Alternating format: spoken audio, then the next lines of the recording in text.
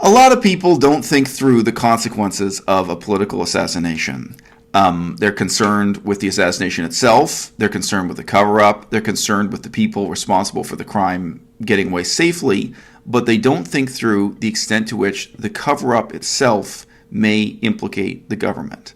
If you find signs of concealment, you perhaps cannot prove what is being concealed, but you can still demonstrate the fact of the concealment itself. And in instances like the assassination of JFK, former President of the United States, or his brother, RFK, the Bobby Kennedy assassination, you have evidence, incontrovertible evidence of a cover-up, of concealment, and that implicates the government even if you cannot prove what is being concealed or why. Very briefly, for example, when you look at the details surrounding the medical autopsy after the assassination of JFK, you have evidence there of government responsibility, not necessarily for the killing, but yeah, if you look into it, pretty obviously it does lead you to conclude the government was responsible for the killing. You have evidence there of concealment that the mafia could not possibly be responsible for. You have evidence of concealment that the Cubans could not be responsible for, that the Russian government could not be responsible for. I mention these things because in the past there were people who believed that the assassination of JFK, possibly Russia, Cuba, or the American mafia were responsible for it. Those people could not possibly be inside the medical and military establishment engaged in the cover-up. So the cover-up itself implicates higher levels of responsibility within the American government. Now, there's been a significant assassination in Cambodia in 2017. By making this video, it may actually become unsafe for me to ever visit Cambodia again, or at least for the next couple of years. I have no plans to return to Cambodia. And I wonder, actually, one of the articles I've read here criticizing the current situation in Cambodia, I was Googling, trying to figure out if that journalist is still in Cambodia or if she'd been kicked out or exiled, because this is not safe to talk about. And just recently, in the last couple months in 2018, a Cambodian woman has been imprisoned and fined and put on trial for making statements on Facebook, suggesting or presuming, perhaps, that the government was responsible for this assassination. Now, I'm going to read you a short quotation from a New York Times article on the topic. The defendant, so the defendant here being the man who apparently carried out the assassination, the defendant insisted in court that Chob Somlap was his real name. He said that he was an unmarried orphan who grew up in a province on Cambodia's western border and that he had earned the money to buy the gun. It says to buy the Glock. A Glock is a brand of a firearm. He earned the money to buy the gun by working on a cassava plantation in Thailand. It's a type of low-level farming employment. But nearly every detail of that story was contradicted by his mother and his wife. They said that he was neither an orphan nor a migrant worker, but a former forest ranger and soldier from an entirely different province. They said that they had never heard the name Chob Somlap before. That's not his real name. And they even produced a fingerprinted identity card indicating that the man in the dock, the man in court who was confessing to this crime, was in fact named Uth Ang.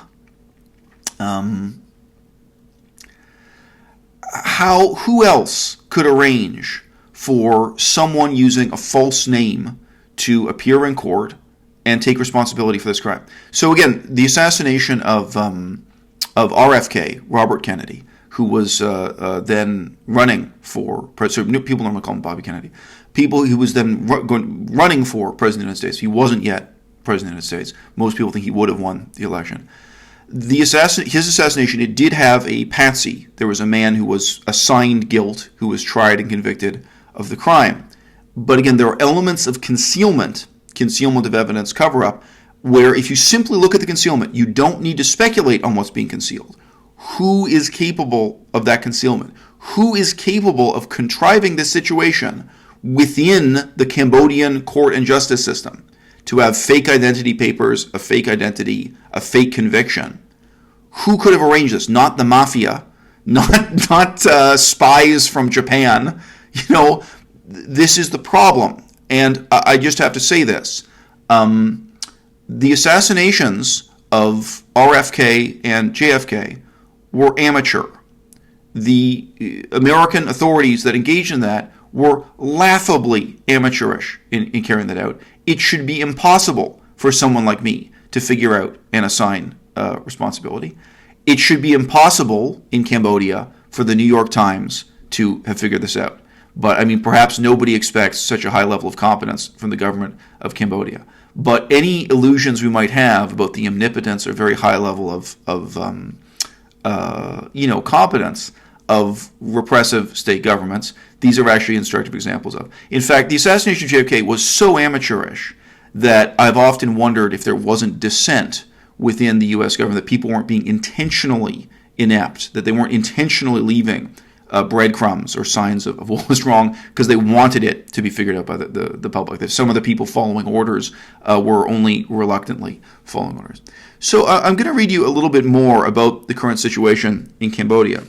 And, I've said a long time ago on this channel, there's a sense in which I make these videos with a really broken-hearted feeling of contempt for my audience, actual potential. It's very sad to come on camera and talk about political issues that you know matter, that you feel are tremendously important, and you know your audience doesn't care about, and you know there is, in a sense, no potential audience that cares about it. That's a very saddening thing, whether I'm talking about the Cree and the Ojibwe and First Nations politics, I'm talking about politics in Cambodia.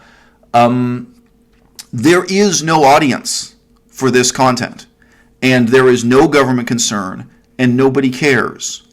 And I can only appeal to my audience to examine their own lack of concern and engagement, because the vast majority of people watching this video are vegans. And vegans go around all the time weeping and wringing their hands and pulling their hair, saying, why does nobody care? Here's this terrible travesty, this crime, this animal cruelty, the devastation of the environment, this terrible, even economic waste. There's even an economic argument about not eating meat, totally kind of amoral argument for it. But whether you look at it ethically, ecologically, or in terms of health impacts, why does nobody care about the millions of heart attacks and cases of cancer that could be avoided, et cetera, et cetera? Right, we have to proceed from the shocking fact that nobody cares, right? And the shocking fact is that situations like this in Cambodia, Thailand, and Laos, nobody cares. Nobody cares even enough to respond symbolically. The government of Japan is not even willing to close down its embassy. The government of Japan is not willing to lower the Cambodian flag to half-mast. The United Nations is not willing to even symbolically oppose a situation of what can frankly be called tyranny. And I disclaim again, I have no inside information. I make no claim that the government of Cambodia is responsible for this political assassination. I can't say that. It would be unjust of me to say that with certainty. What I can say is that Cambodia today does not meet the minimum standards of democracy, that it is a tyranny, and that the whole world ought to stand up and close ranks and cut off Cambodia from the Society of Nations. There are ways to bring about political change through engagement, through intervention, but there's also political change you can bring about simply through disentanglement. The Canadian government could very easily ban tourism to Cambodia. The Canadian government wouldn't cost the Canadian government a dime to close down the Cambodian embassy here or put the Cambodian flag at half-mast and say, no, when you cross certain ethical lines, when you fail to meet certain ethical standards, we don't regard you as a legitimate democracy anymore, and to have one standard that applies to the whole world. In the year 2018, this would not be too much to ask. And indeed, this is not even a situation like Saudi Arabia, where there would be economic consequences to opposing or questioning the legitimacy of the Saudi government. It would not cost Western powers a dime. It wouldn't cost Japan a dime to do the right thing for the right reason. So I read this article titled States of Repression by Miranda Johnson. Googling, I couldn't find any trace of her. I wonder if the journalist is using a false name for that reason. Subtitle, Elections in Cambodia and Thailand Will Be Shams. Roaming the streets near the Independence Monument in Phnom Penh, so this is downtown in the capital city, Phnom Penh, can prove to be a grim tour. Critics of the government have met mysterious ends in the area. One, Kem Lay, was assassinated over his morning coffee in a Caltex petrol station in July of 2016. This is now known as Kem's Caltex, a local relates with dark humor. So I just pause. When I lived in Cambodia, it was prior to this assassination, but in the same way, there were different sites you saw around downtown Cambodia. It was like, oh yeah, that magazine stand. It was a magazine and newspaper stand where an important politician, he was actually a labor union leader who dared to criticize the government, was gunned down, where different people were killed for daring to criticize the government. And in the various coups d'etats that established the power of the Hun Sen regime, but there was one of the embassies too, where members of parliament from the opposition party had been murdered and so on. So there were different sites. I mean, the more reading you did, the more you learned about the ghosts of downtown Phnom Penh. And none of this is Khmer Rouge. None of this is all the democratic, modern, current history of Cambodia's. We're basically talking about the 1990s to present here. And this news I'm talking about today, this is 2016, 17, 2018, and current and ongoing news in Cambodia. This is not ancient history. This is not from the communist period. I continue. Those worried about Cambodia's elections in July find such events hard to laugh at. Hun Sen, the prime minister, seized power in 1985 after the atrocities of the Khmer Rouge and the intervention of Vietnamese forces. He says he will rule for another decade. The election will do little to disturb his plans, period. Now, this is a news article, but the summary there of Cambodian history and how Hun Sen came to power, this is doing a bit of an injustice to history, okay? There were elections. The elections were stage managed by the United Nations. I'm going to get upset if I start talking about what happened at that time. There's a really dark history here, and there's blood on a lot of people's hands, including the United Nations, for what happened. There were elections, and those elections probably were illegitimate to begin with in terms of the role the United Nations played. And then the United Nations allowed those elections to be subverted and overturned, and for the loser of the election to take over government by armed force, what you could call a coup d'etat or what have you. But that was not a bloodless coup d'etat. It's true, relatively few people died compared to the Khmer Rouge, what have you. It's not on the list of great mass murder events, but it was not a bloodless coup d'etat. Right? So I just mentioned this, very briefly alluding to the violence that established the Hun Sen regime in the first place. Okay? I continue. The head of the opposition, so this is the head of the opposition electoral party. This isn't some kind of underground resistance movement. This would be like the head of the Democrat Party in a Republican-dominated United States. This is the head of the mainstream Democratic Party that runs against the ruling party in elections. In as much as there are elections, you'll get the sense that the elections barely exist. The head of the opposition, Kem Sokha, was arrested on trumped-up treason charges in September of 2017. Cambodian law forbids convicted criminals from running in political parties. The opposition could implode after the government launched legal action to dissolve it in October 2017 for supposedly plotting to topple the regime. Voices likely to criticize the crackdown have been silenced. Several American-funded radio broadcasters were taken off the air in the weeks after Kem Sokha's arrest, and the country's best independent newspaper was forced to close. Organizations promoting democracy and campaigning for green causes have been targeted too. So we didn't get any sense of the background to the assassination of Kem Lay. My understanding is that he was assassinated because he made some casual comments. I mean, at that time, he had been a critic of the government for a relatively long time, but he made some sarcastic comments about a report that was published by a group called Global Witness. They're a nonprofit foundation, and that report was estimating how much money Hun Sen's family had amassed through corrupt, illegal, and illicit practices while they'd been in power. So they came up with a very round figure of $200 million, but apparently he made some glib remarks about the level of corruption in government. He was already a known and respected critic of the Hun Sen regime, and then he was not so mysteriously gunned down. Intolerance is growing elsewhere in Southeast Asia. In neighboring Thailand, the ruling junta, in charge since a coup more than 3 years ago, is squeezing civic society ahead of a promised election in November 2018. You can check this on Wikipedia. There's a Wikipedia article which I think is just titled The Next Elections in Thailand, and they update that Wikipedia article on the latest excuses for why these elections never seem to happen. Given that polling has already been delayed 3 times, some doubt that the vote will occur at all. But even if it were to go ahead, democracy will be suppressed. Activities that undermine the quote-unquote public peace and order or national security, close quote, are forbidden, according to the country's interim constitution. Other statutes prevent groups of more than 5 people from gathering. Sorry, I just repeat that. This has come up when I was talking to vegans about vegan activism in Thailand. Groups of more than 5 people are illegal in Thailand. This is a problem for politicians who wish to run rallies. You'd have to have a rally with only 4 people. And punish the authors of social media posts critical of the government. So yeah, again, you couldn't even have a meeting with 4 people and then put it on Facebook. It is very common. In Thailand, if you read the newspapers there, you're always reading about people going to prison or at least going to court, having court cases about things they've said on Facebook. Yingluck Shinawatra, the opposition figurehead and the democratically elected prime minister, fled Thailand in August 2017. She jumped ship before she received the verdict on a trial of her alleged incompetence in a rice subsidy scheme, which cost the government around $16 billion. Unlike the military coup that seized power from Mrs. Yingluck's brother in 2006, this junta seems set on sticking around. That is particularly depressing, given that the country was one of Asia's freest just 2 decades ago. Although both Thailand and Cambodia are monarchies, their respective kings are not expected to meddle directly in the upcoming electoral matters. Sorry, it would be misleading to say, like, historically in the past they haven't been involved.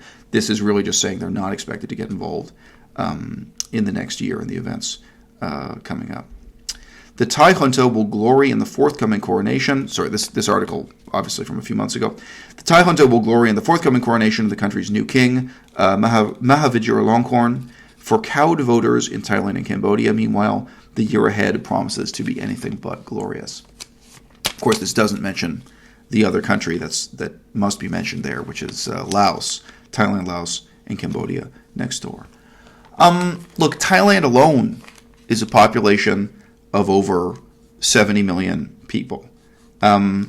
These things matter, and they don't matter less now that we've moved into the era of social media, the death of conventional journalism, etc., etc. They matter whether or not you care about them, whether or not anyone in the West pays attention to them. And I would have been happy to devote my life to these political issues. Why? Because I could make a positive difference. I went and pursued a combination of research and humanitarian work in Southeast Asia for many years. I learned a great deal. I came back to Canada. Why is it impossible for me to get a PhD in this field? I'm not going to answer that question in this video. I just put it out there. The real ultimate problem here isn't personal indifference or media indifference. It's actually institutional and educational indifference. Obviously, I do not believe that every grade 6 school child in America or Canada can learn about Cambodian democracy, Thai democracy, Laotian democracy, or lack thereof. Frankly, it would be a wonderful lesson to share with 6th graders. It would be. You could talk through with them a bunch of case studies like this about countries that teeter on the brink of absolute tyranny, the problem with having just a little bit of democracy as opposed to a real democracy, and these kinds of things. How delicate and difficult it is to maintain democracy. It would be a wonderful thing to talk through with people in grade 6. However, it is a problem that even at elite levels of education, even in the Department of Political Science at the University of Toronto, the Department of Political Science at the University of Victoria, and I've spent time, you guys watching the channel know, I've spent time in the elite departments of Cambridge, England, Oxford, England. I've spent time in universities, great and small, renowned and not renowned at all. It is a problem that at all elite levels of education, nobody cares about this. There is no effort to engage the public in this, or indeed, even within government. You can look up the records of debates in the Canadian Senate that we have nobody at any level who cares about these things and is engaged with these things and trying to make a positive difference.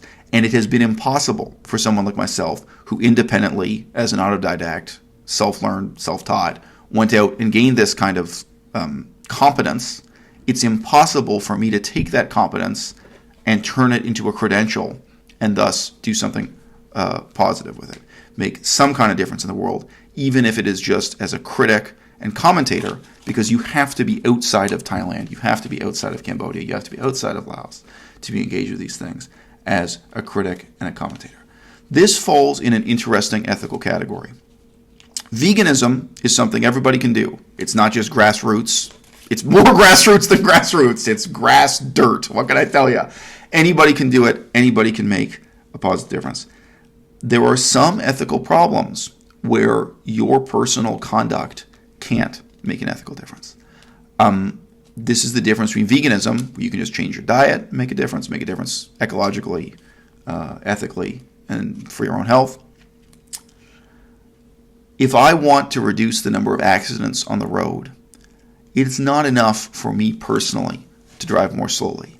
I actually need to create speed limits that everyone will obey. How can I do that? It's not going to be a mass movement. They're not going to be demonstrations in the streets. They're not going to be revolutions asking for speed limits to be imposed. We all know there's an elite level of government that deals with these things, partly because, main theme of this video, nobody cares. You're not going to get broad-based engagement and support.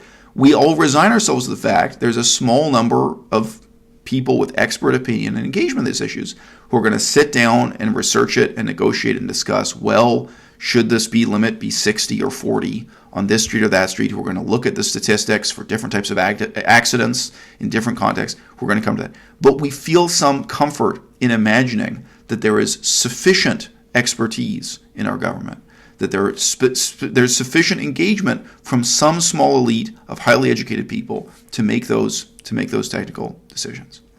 And with these kinds of issues that are of tremendous moral significance and tremendous political significance, I can guarantee you today, in 2018, there is no such elite.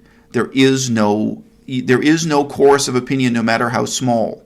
There isn't the bare minimum of a few dozen intellectuals who are engaged with these issues, who have the expertise, who have the competence to sit down and discuss these things that really matter. So I've said this about First Nations politics. My claim is not that everyone should learn Cree or that everyone should learn Ojibwe. My claim is not that everyone should learn Mohawk or Inuit. Not even one of them, nor all of them. My claim is somebody has to. And if not you, then who? I can't claim that everyone should care about the disaster that is Cambodia. My claim is somebody has to. If not you, if not me, then who?